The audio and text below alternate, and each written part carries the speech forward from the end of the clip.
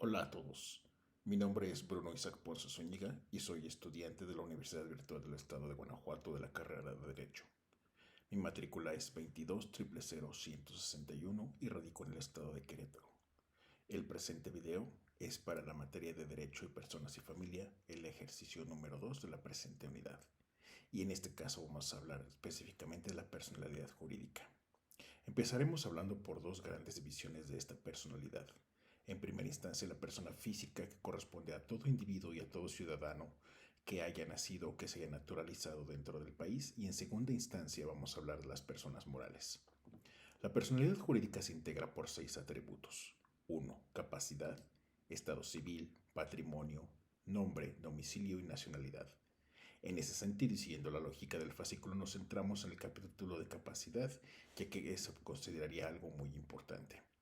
En recientes fechas se llevó a cabo una reforma, específicamente en abril de 2023, en donde se puede considerar un gran parteaguas de la capacidad. Veamos por qué. Anteriormente, se podían llevar a cabo juicios de interdicción, en los cuales, mediante un procedimiento jurisdiccional, podía determinarse que una persona o un individuo no se encontraba en pleno uso de sus facultades mentales, ya sea por enfermedad, por discapacidad mental o por alguna lesión que le causara algún daño a su sistema nervioso central, en función de la cual no podía ejercer sus derechos, no podía ser sujeto de herencia, no podía ocupar un cargo público, un cargo político, ni ninguno de las anteriores. Es en este punto donde a partir de abril del 2023 el Congreso de la Unión aprueba una muy importante medida en la cual ya no hay más juicios de interdicción.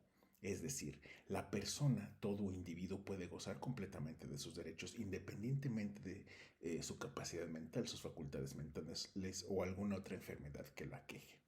Esto, como lo dije anteriormente, va en pro de los derechos humanos y por otro lado va a favor del artículo 22º constitucional, ya que este impide que haya algún tipo de humillación o de considerar a una persona como un individuo de segunda, lo cual se podría decir que ocurría después de un juicio de interdicción. Es entonces que un individuo en pleno uso de sus capacidades jurídicas, primero puede hacer derecho de sus derechos políticos, hacer uso de sus derechos políticos, de tal forma que puede votar y ser votado. También puede ser sujeto de heredar alguna propiedad y de tomar sus propias decisiones económicas, financieras, laborales, personales, sexuales, etcétera. Es en este punto que el primer atributo de la personalidad jurídica, la capacidad, se establece un parteaguas y un punto de inflexión a partir de esta legislatura en México. Segundo, el Estado civil. Aquí vamos a ver ser otro punto de inflexión, porque hasta anteriormente se podía hacer un procedimiento de emancipación en el cual los menores, sin haber cumplido los 18 años, podían emanciparse de tal forma que con un permiso de los padres, teniendo 15 o 16 años, podrían contraer nupcias. Esto también se ha reformado de manera sustancial, de tal forma que para contraer matrimonio es un requisito fundamental que la persona haya cumplido 18 años. No se puede solventar este trámite de ninguna otra manera, no hay ya la funcionalidad de poder llevar a cabo un procedimiento de emancipación. El estado civil y las nupcias se pueden contraer por parte del individuo sí y solo si este tiene 18 años.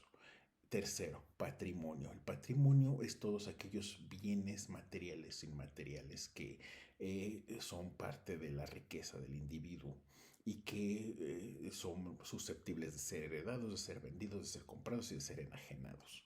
Eso también va muy de la mano con la primera parte, en que en una interdicción una persona que se decía interdicta no podía hacer uso y goce de su patrimonio. Esto ya está derogado. Actualmente el patrimonio se reconoce como una parte fundamental de la personalidad jurídica independientemente del estado mental de la persona.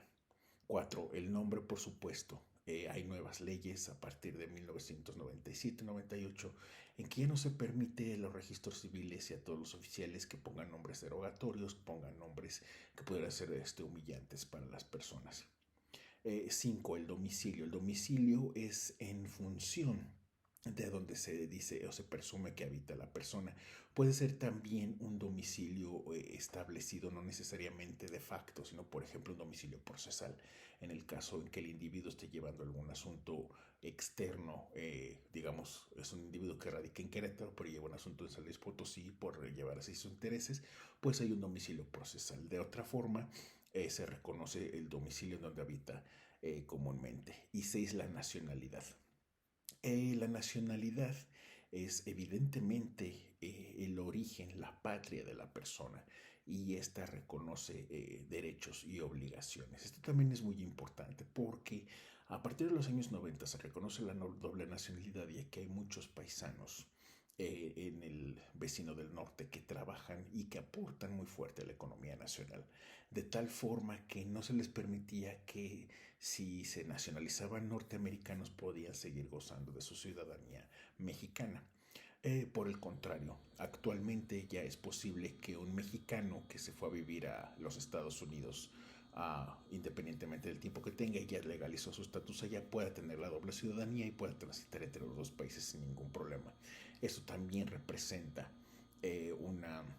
un avance muy grande porque los connacionales que tienen raíces, siguen teniendo raíces en nuestro país, pero que realizan allá una actividad económica en el vecino del norte, pueden cruzar de ambos lados de la frontera sin ningún inconveniente.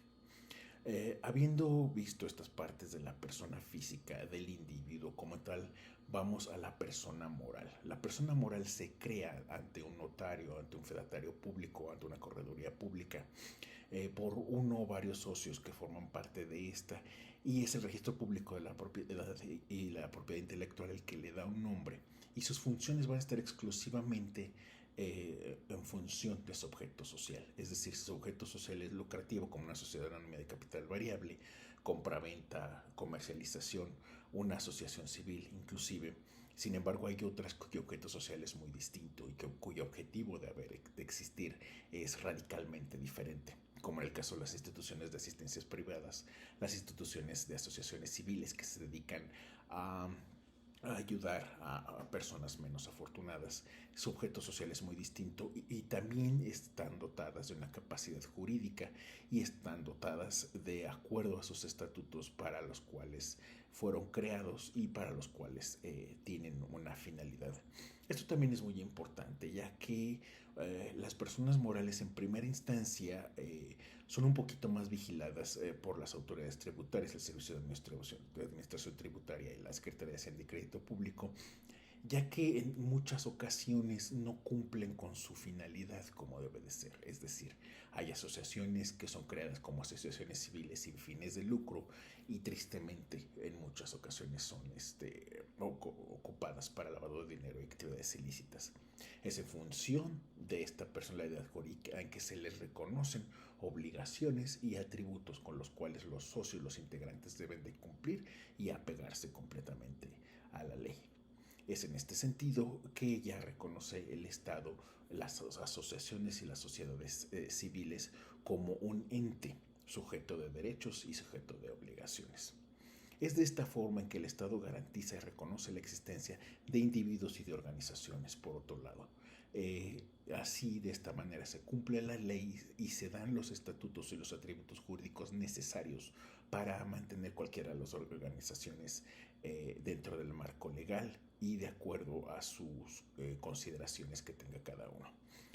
Finalmente, volviendo a las personas físicas, hay que hacer hincapié en el hecho de que a través de la personalidad y del reconocimiento de la personalidad del individuo propiamente dicho, se pueden iniciar procesos mediante los cuales se hace frente a un fenómeno muy lamentable en nuestro país, que es la desaparición forzada. Lamentablemente existen cifras no muy claras en cuanto a cuántos desaparecidos hay en nuestro país, cuántos efectivamente ya fallecieron. Sin embargo, el Estado y la ley prevé mecanismos en cuanto a que alguien se presume que no está apareciendo, que no está localizable, iniciar ciertas acciones, ya sea para proteger su patrimonio o proteger a todos sus seres queridos, sus allegados, su esposa, sus hijos, los que son susceptibles de heredar sus bienes y mantener sus intereses intactos. Es entonces que el Estado y la ley reconoce, protege y asegura el reconocimiento del individuo y de las organizaciones. Muchas gracias.